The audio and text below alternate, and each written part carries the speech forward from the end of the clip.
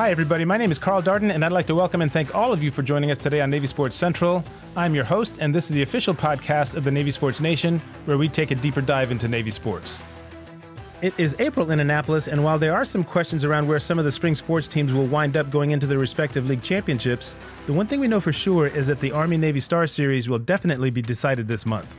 We'll get a little bit more into that in our sports update, and in our deep dive segment, we'll be featuring the Navy baseball team. And we'll even have a terrific guest joining us to give his perspective on how the team has been doing so far this season. All that plus our question of the day and midwatch segments are coming up, so don't go anywhere.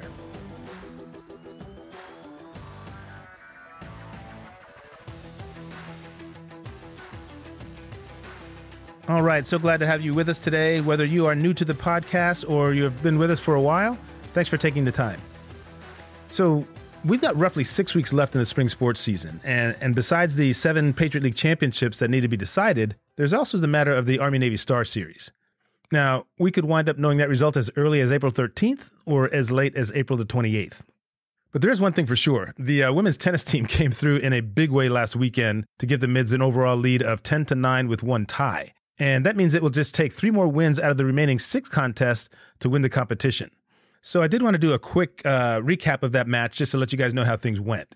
In the tennis matches, the doubles point is decided first. They play 3 matches, and whoever takes 2 out of 3 gets the point.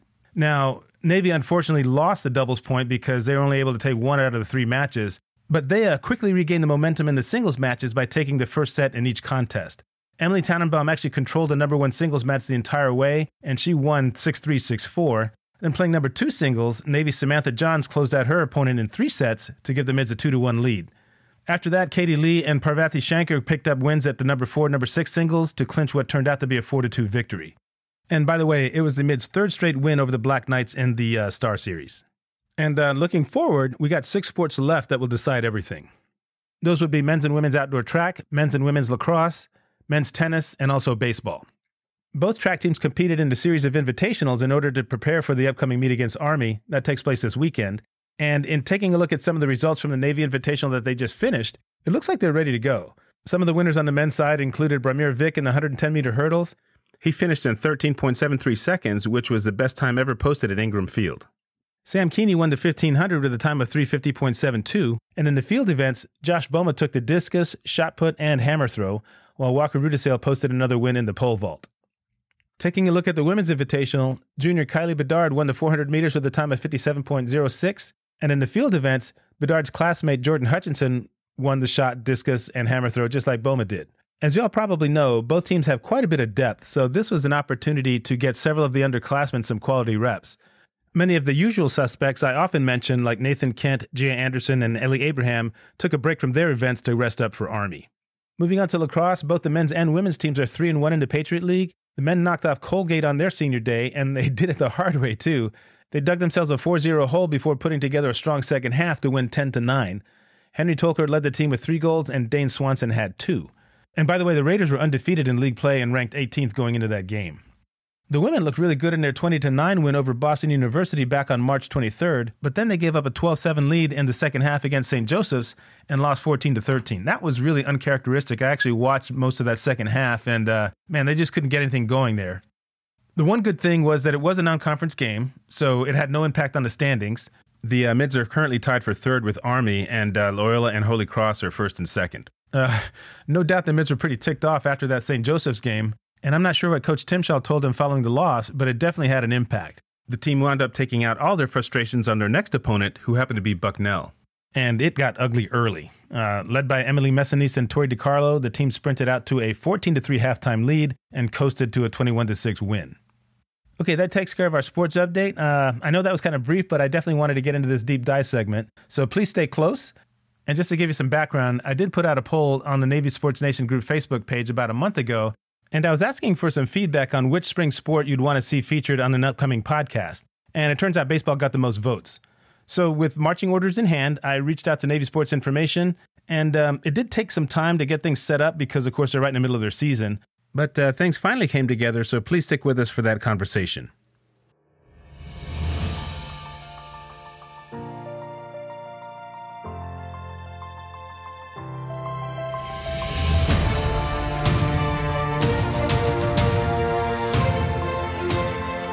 We are back for our deep dive segment to talk a little Navy baseball, so let's go ahead and get to it and introduce our guest. He joined the Navy coaching staff in 2014 and is now in his 10th season as both the hitting coach and recruiting coordinator. Over his first 9 seasons in Annapolis, he has been instrumental in Navy having 6 recruiting classes ranked in Perfect Game's top 100, including 4 straight from 2016 to 2019. He's also developed 36 All-Patriot League hitters, as well as 3 Patriot League Players of the Year during his tenure. So I am very happy to welcome Navy Assistant Baseball Coach Jeff Kane to the podcast.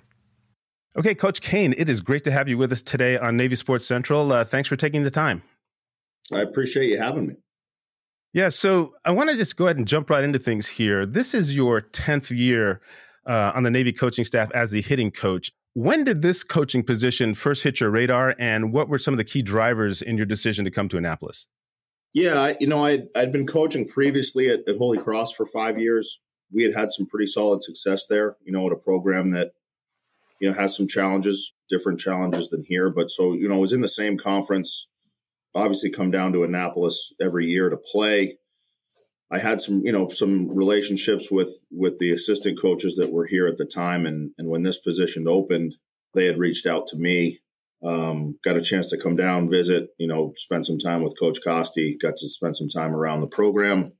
Really not a tough decision to come to a place like this. I mean, it's a unique opportunity. It's one that I'm still thankful for. It's one that I don't take really lightly. And, ultimately it was a chance to be at one of the greatest institutions in the world. And, at the time my kids were 3 and 2, and it means a little something to me that my son and daughter kind of grow up looking up to our guys and the things that they do and the challenges that they take on. I think that was a huge factor in kind of getting an opportunity to be at a place like this. So, when that was something that came across the table, obviously I went through the proper channels to vet it and to learn more about it, but it's a special thing to be able to put on a Navy uniform for sure. Right. All right. Well, thank you for that.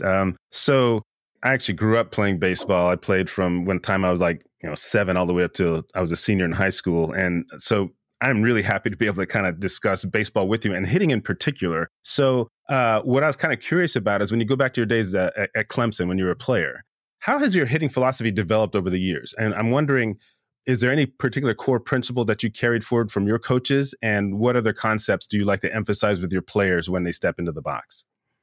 Yeah, I think there's a lot. I mean, first and foremost, I had the opportunity, and I always say this, my performance as a player in college was not the greatest. I failed.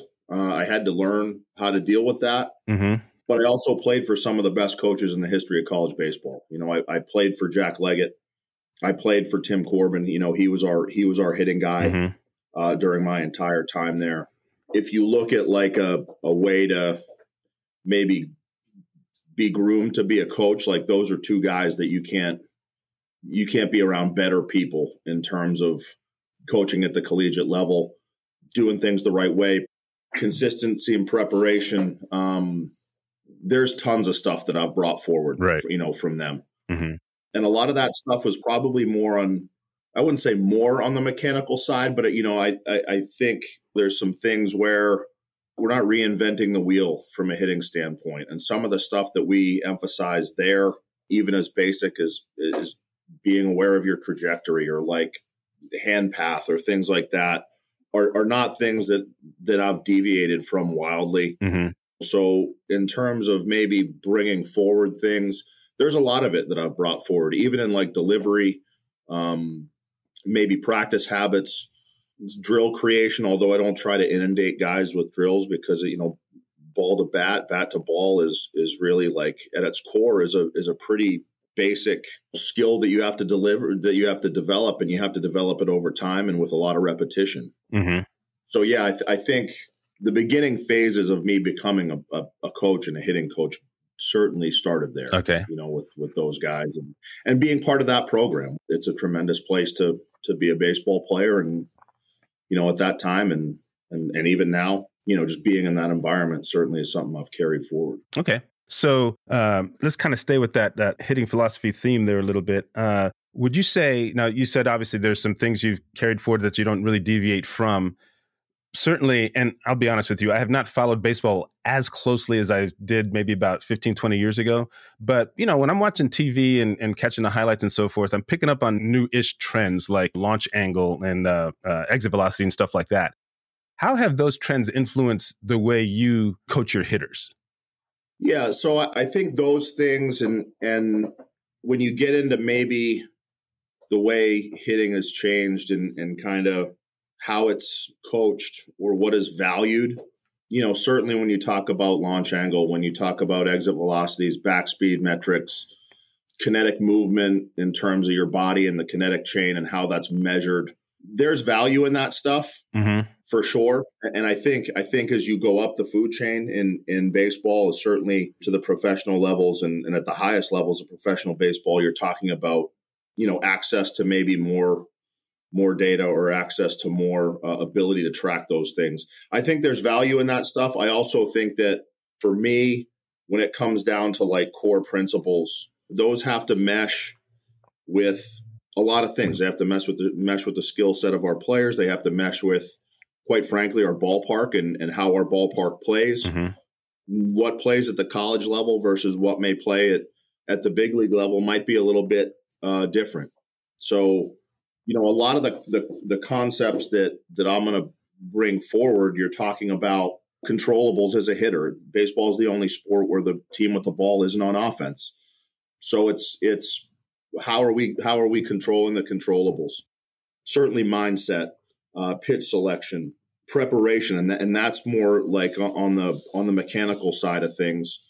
When you talk about those from an umbrella concept of like we're putting ourselves in the best mindset to hit, it's preparation, it's trust, and it's pitch selection and visuals.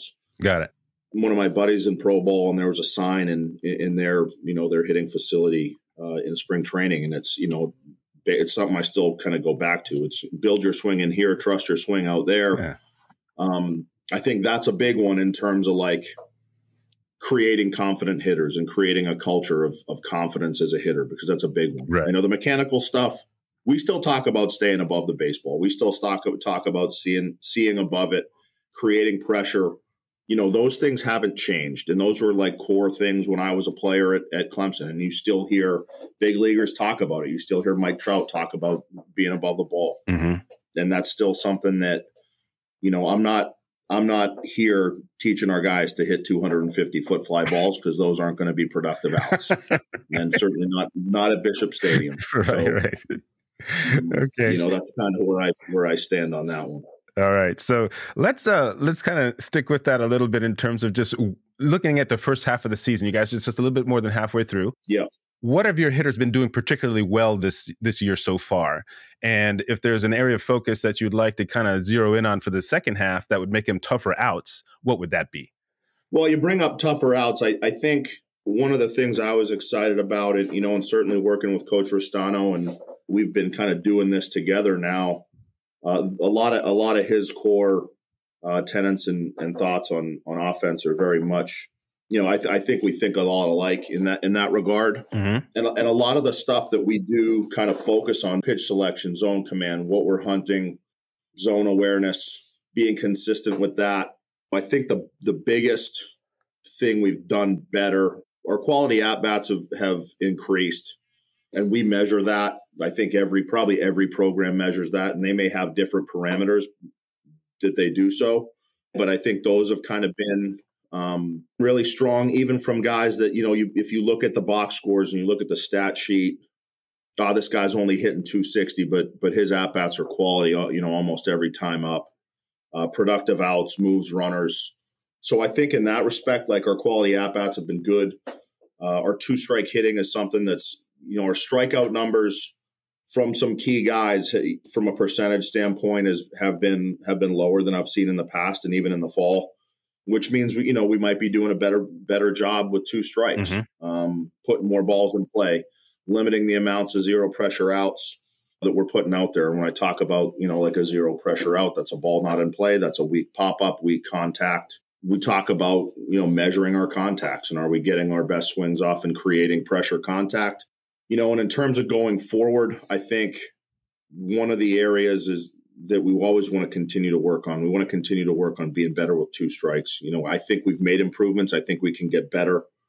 Tougher to track. I'd love to see us kind of limit some misses. When one concept I use is what I call like the pendulum pitch. And I feel like that's a pitch that, to me, that's the pitch that swings the at-bat one direction or the other. Mm-hmm. Do we miss it? Do we hit it? Do we take it? Winning that pendulum pitch that swings things in our favor, and then being able to get our best swing off, on the best pitch in the count to hit. Right. And that's really, at the end of the day, the better the arm is, the fewer opportunities you're going to get to damage that guy. Right. We got to be able to damage him when we get the pitch to do it. Okay. And that's something we look at a lot in film, and we try to track that and see how guys are doing when they get that pitch that they can do damage. We want to be able to hammer it. Right. Okay, cool. So one of the things I always like to do when I have an opportunity to chat with coaches is to talk about a couple of the players that have really been excelling so far this season. And, obviously I could spend probably 2 episodes talking about all these different players, but I'm just going to pick one. And then I would like you to pick another to kind of share their year so far and how they've been doing. Like the first one is Brock Murtha, and he's currently leading the team in hitting I think he's got an average of 379. But what I caught was his OPS is over 1, which is pretty impressive. So what are some of the things that he's executing on right now that have yielded these results? I think Brock's a talented kid. Brock's a really athletic kid. Honestly, I feel like a lot of this is going to be predicated in two areas. One, I think he's starting to mature as a hitter. Mm-hmm. I think he's starting to kind of reap the benefits of having played an entire season last year, coming off sparing reps at Notre Dame for his first 2 years. I think he's starting to grow up a little bit as a hitter. There are still some things that I think he can continue to improve on, and those are things we still work on. But, maturity level as a hitter has gotten way better. He doesn't miss as many pitches as he maybe has had in the past. So we talk about kind of that concept we just spoke about. He creates good contact on a much more regular clip. You see his stolen base numbers are much higher. He can create pressure with his legs. He's probably our most impactful offensive player as it pertains to being on base and be able to create. He can stretch singles into doubles. He can challenge outfielders. He's kind of put a bunch of stuff together as an offensive player that we kind of knew was in there. And strictly from a mechanical standpoint, I think he's starting to be more self-aware as it pertains to, when he starts to feel something in his swing that we know isn't productive, that creates weak contact or that gets him off time or that may create a little bit of barrel plane under the ball. So I think he's just become more self-aware. I think he knows how to self-correct better. Mm-hmm. And he's obviously a guy that I think can continue to be better. He can continue to improve because he certainly has the skill set to do it. All right. And who would you say is somebody out there that has either met or exceeded your expectations so far this year? I can give you a handful of guys. I'm not going to go in depth. I think, and again, it's a work in progress, and guys are always hitting is, as you know, hitting is, it can be a rocky road. It can be up and down. It's great to see Zane Rabba kind of getting back to being kind of an impactful guy at the top of the lineup. Mm-hmm. Can really create pressure with his legs. Hudson Leonard's has done a really good job this year in terms of in not as much action as we probably would have liked because he had some nicks and was dinged up a little bit, but he's been outstanding in the time that we've had him back, and hopefully we have him back. And, two guys that have really, Eddie Diaz and Logan Keller have been, I can't remember the last time those guys weren't in the lineup. Eddie's numbers might not jump out at you, mm-hmm. but he strings together some quality at-bats. He does what we need him to do in some big spots. And Logan's just found a little bit more consistency. Both of those guys' quality at-bat numbers have been great, and their strikeout percentages are down.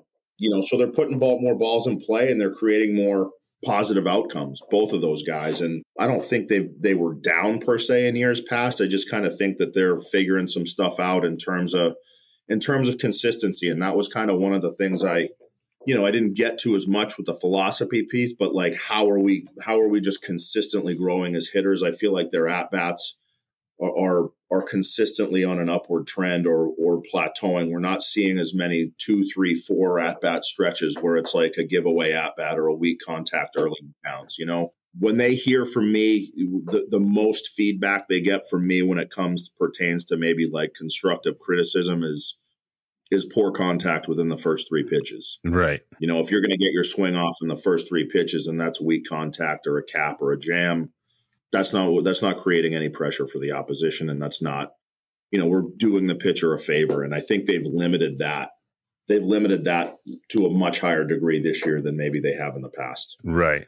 And, it's funny about, I guess it's about 4 years ago, I started a blog I started this podcast a year after I started the blog. And one of the first articles I wrote about 4 years ago was talking about the Navy baseball team. And unfortunately, I wrote the article the day that spring sports were canceled during COVID. Right. But and we were 14-1 when that came out. Exactly. I mean, that's what I was highlighting. And I was talking about, okay, what's going on here? They got off to a fantastic start. And one thing I noticed when I started kind of breaking things down, this kind of goes back to the quality at bats thing, right? The number of runs that the team was scoring in, the last 2 or 3 innings of the game was significant.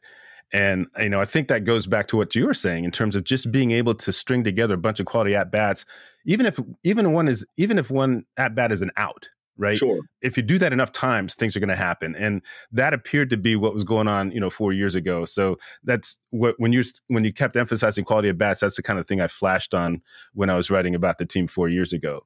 Yeah, I think Coach Restano, too, has been awesome in the sense that one of his messages to the hitters, he talks about that 6, 7, 8, 9 pitch at bat in the third or the second inning may not manifest itself until inning 7. Right. In terms of just taxing the pitcher, making those be stressful pitches, stressful innings. I think we saw a little bit of that in the Holy Cross game in Game 4. Mm-hmm. Logan Keller had maybe like a 10 pitch at bat his second time through that. You wouldn't notice it in the box score. But we ended up getting to that guy in the 7th inning. We got to him. Andrew Manning had a huge knock, and Victor Izquierdo had another big one. But we got to him, and that guy was probably at, he was up there 80, 90, 100 pitches, and he probably could have been at 70 if we hadn't kind of grinded him out a little bit earlier in the game. So that's certainly something that has a lot of value for us. All right. Good stuff, Coach. Tell you what, we're going to go ahead and step aside here for a minute. But before we do that, I did want to give you all a couple of ways to stay up to date on Navy sports. The first is to join the Navy Sports Nation group Facebook page. I've got a link to that in the show notes. Just click on it, answer a couple of questions, and you'll be good to go. The second way takes even less time. Just hit the follow button on whichever platform you're listening to this podcast right now. It can be Apple Podcasts, Spotify, iHeartRadio. It doesn't matter. Once you do that, every episode will be downloaded to your directory when it's released, and you can listen to it whenever you're ready. So please consider becoming a member of our group, and you can actually tap that follow button right now to show your support for the podcast. I'm looking forward to having you join us. We'll be right back.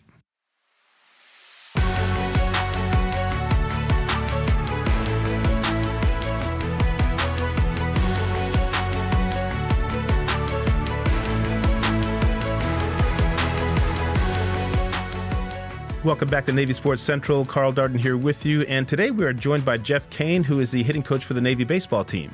Coach, I just wanted to touch on a couple more things before we wrap things up here. One of my favorite movies as it relates to baseball is Moneyball.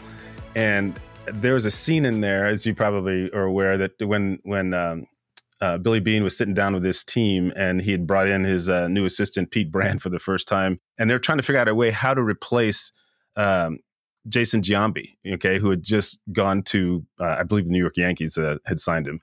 So they're trying to figure out, okay, what are we going to do? And that's when his team was kind of talking about the standard metrics that they use to measure a hitter.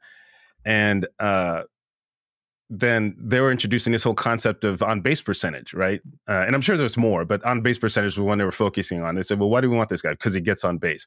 So when he gets on base, yeah. So when you're looking at and putting together a lineup, are there any particular, obviously there's the eyeball test, right? I mean, what you see every day in practice and in games obviously factors into it. But what are some metrics that, or maybe one, let's just pick one key metric that's important to you when you're building that lineup to make sure you're putting the most productive one on the field? Yeah. So, I mean, that scene is a good one in that movie. I know exactly what you're talking about. All the old school scouts are getting bent out of shape because they keep bringing up Scott Hatteberg and I don't know who else. But I think before I answer that, the big thing, I love Moneyball. I think the access that big league clubs have to data and the brain power that they have access to analyze and crunch that data and ultimately provide the coaches with the information to make decisions, to provide managers with that kind of data is phenomenal. I think you see it probably to a lesser degree at the collegiate level in a couple areas. One is there's not even a speck of the amount of data right at the collegiate level when you talk about big leaguers with seasons of 650 at bats. Mm-hmm. The repeatability of maybe amateur players comparatively to pro guys. Certainly at our level and at our school, when you talk about consistency, well, there aren't guys in pro baseball that are in 21 credit hours and taking thermodynamics class all day and scrambling to get out there. So right. I think that data is important. We do use it. We do look at it. We look at matchups. We look at splits. Certainly for our older guys who have a more, a bigger pool of data to go off of in terms of where they're successful, where they're not, lefty righty matchups, things like that. Mm-hmm. Lineup wise, and as it pertains to the metrics on that end, I think there's probably, we want guys that can create offense at the top of our lineup. We want guys maybe that can create offense to turn the lineup over, maybe near the bottom, that might not be as impactful guys. That's something that we talk about from a lineup construction standpoint. Can this guy turn it over and get it back to the top where we have some guys that can bang and create? So do we look at that? Absolutely. On-base percentage matters. Slugging percentage matters. And again, going back to what we talked about before, we also look at the quality of their at-bats and try to put guys in positions where, we want Logan Keller hitting with guys on base. Mm-hmm. We want Brock Murtha hitting with guys on base who can get out there in front of them and create. That's going to be an OBP situation. That's going to be a little bit of a speed and a pressure variable there, and we kind of want to be able to put guys ahead of them that can do that. And truthfully, yeah, there's a human element. I mean, we have a pretty good feel for which of our guys can compete at the highest level, of which of our guys can create, and honestly, which guys do it at the most consistent level. Right. I don't think there would be something we could plug into a computer and say, this is going to be your most productive lineup. We know we're going to hit Logan Keller third. We know Brock's going to hit in the middle. And maybe that's something that changes over time with a little bit more depth. And as the roster expands to 40 and you can bring in more guys and there may be a little bit more inter-team competition and there may be some more interchangeable parts, but a lot of it's based on who we think can get it done. Okay. All right, I'm going to combine these last two questions because they're very similar. And it goes back to what you mentioned earlier about hitting sometimes being a little bit of a rocky road. I experienced my share of batting slumps when I was playing, which explains why I didn't play past the high school level. But what are some of the things that have worked for you in terms of trying to get hitters out of those slumps? I'm wondering if it's more of a mechanics issue that perhaps grew into something bigger and got into their heads mentally. And what was your approach in taking care of that? And then to kind of finish up the conversation, can you think about a particular situation where you'd been working with a hitter and, man, he came out of it at just the right time, delivered in the clutch in a big game, basically put the team over the top? Yeah. So I think from like the quote unquote slump standpoint, as a player, like, that's real. How you feel when you're in the box, when you're not feeling good. As a coach, I think I read somewhere, I can't remember if it was like something Tony Gwynn said, or it was something to the effect of like, slumps are created or within your own head. And I guess, the coach in me says that, every pitch and every at-bat is a separate event. And you try to convey that to players. I think the best thing that you can do in that regard is to build those guys back up and to build their confidence back up. I talk about confidence and belief in what they're doing. That's going to come through preparation. I think the mental element of the slump, you can mitigate that a little bit by creating a mentality of like pitch to pitch and getting guys in the right mindset to hit.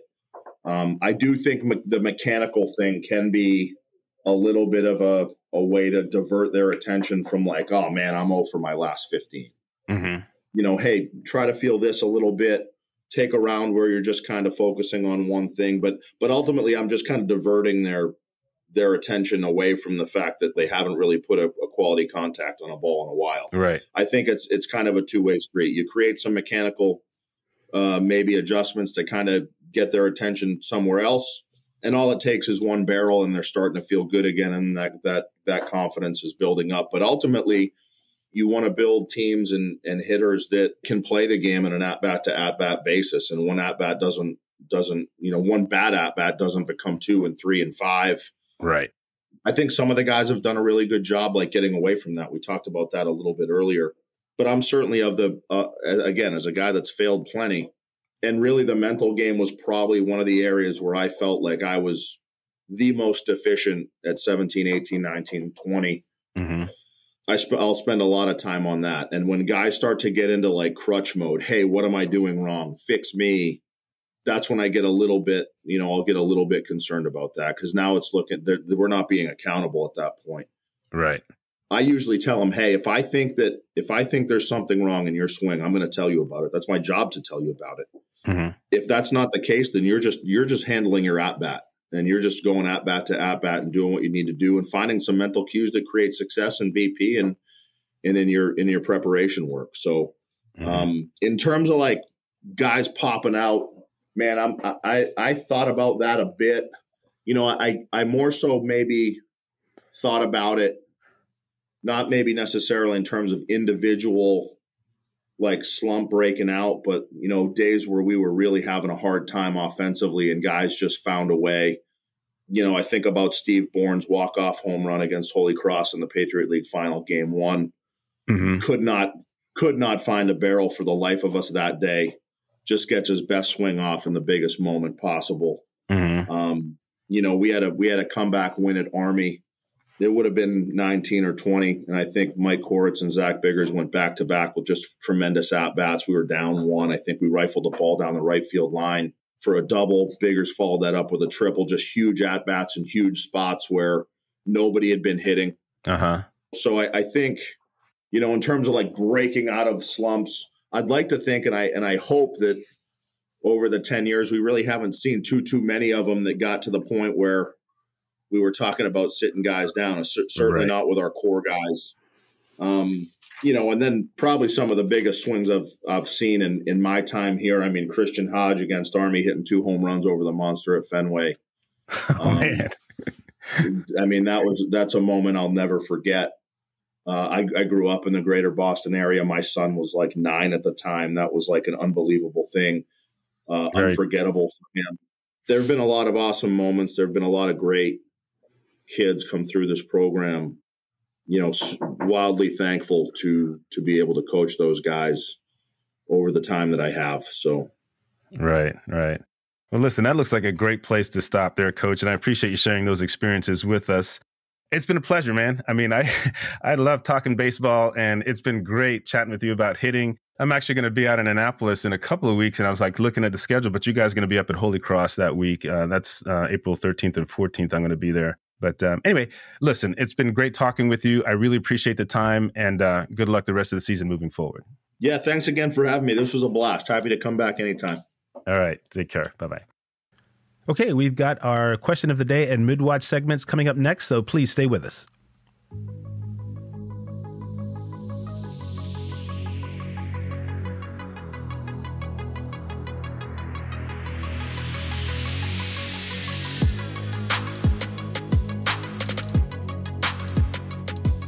It is time for our question of the day, so let's go ahead and check out the responses to the one from our previous episode. You'll recall that it referenced the 2004 men's lacrosse team, and this was the question. As of today, there are 9 Navy men's lacrosse players who have over 150 points in their careers. How many of them played on the 2004 team that made it to the NCAA championship game? Was it A, 1, B, 2, C3, or D4? Now, most of you went with B. There were 64% who chose that one, and there were 14% that picked both C and D, which were 3 and 4 players respectively. And finally, 8% of you selected A, which was 1 player. So the correct answer is in fact B, 2 players, so great job to those of you who got it right. Both Ian Dingman and John Burstner finished with over 150 points for their careers. Dingman being on that list probably wasn't a big surprise. He wound up with 188 points on 125 goals and 63 assists. Burstner came up with 154 points. He did most of his damage getting the ball to his teammates, ringing up 105 assists to go along with 49 goals. So thanks to all of you who took the time to answer that question. Now here's the one for today's episode. And as you might guess, this one is baseball related. How many times has the Navy baseball team won the Patriot League tournament since joining in 1991? Is it A, 2, B, 3, C, 5, or D, 6?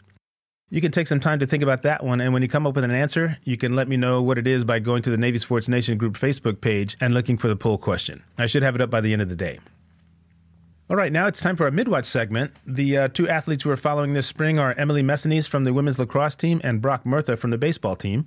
Let's go ahead and start with Messinese. She continues to lead the team in scoring with 56 points on 44 goals and 12 assists. The Mids are 9-3 overall and 3-1 in the Patriot League. In their last 3 games, Messinese has put up a total of 13 goals and 4 assists. 7 of those 17 points came on Senior Day against Bucknell, where the Mids just rolled over the Bison by a score of 21-6.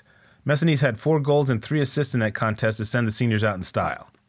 The next challenge on the horizon is the Army game on April 13th. As I mentioned before, I'm going to be there for that one, and there is a chance that it could be the game that decides the Star Series depending on how things go. If both track teams can beat Army up at West Point this Saturday, which is April 6th, the Mids would need only 1 more win to take the overall competition. Men's lacrosse plays at 1 o'clock on the road the following weekend, while the women's game starts at 4 o'clock. Those promise to be 2 very tightly contested games, but if Messinese can continue her excellent play, I like the Mids' chances. Now let's go ahead and check in with Brock Murtha. Coach Kane shared some great perspective on him earlier in our conversation, and Murtha continues to perform at a high level. He leads the team in hitting with a .381 average, and he's getting on base just over 50% of the time. The Mids are currently on a 5-game winning streak and tied for first in the Patriot League. During that stretch, Murtha went 8 for 18, which comes out to a .444 average, and he also had 5 runs batted in to go along with 5 runs scored. Right now, Murtha is the Mids' most dynamic player, and if he and the other teammates that Coach Kane mentioned in our Deep Dive segment continue to produce, they could go pretty far in the Patriot League tournament and may even come away with another title. That's going to do it for this edition of Navy Sports Central. Thank you all so much for joining us. Now, if you like what you've heard, please be sure to hit that follow button wherever you get your podcasts, and remember to get the word to all the other Navy fans out there. Once again, I'd like to thank Navy Assistant Coach Jeff Kane from the Navy baseball team for joining us today. It was great to get his perspective on hitting, as well as learning some of the techniques he uses to keep the Mids sharp at the plate. Our question of the day continues to be a show favorite. You can get in on that by joining the Navy Sports Nation group Facebook page and giving your answer to this week's question. I will pin it to the top so you don't miss it. And just a quick reminder, the views expressed on Navy Sports Central are my own and do not reflect those of the U.S. Naval Academy or Navy Athletics. By the way, the music used in Navy Sports Central comes to you courtesy of Audio Jungle. This is a great site for purchasing the rights to use the music from thousands of artists around the world, and those featured in the podcast will be credited in our show notes. Talk to you soon, everybody. Until next time, this is Carl Darden. Go Navy, beat Army.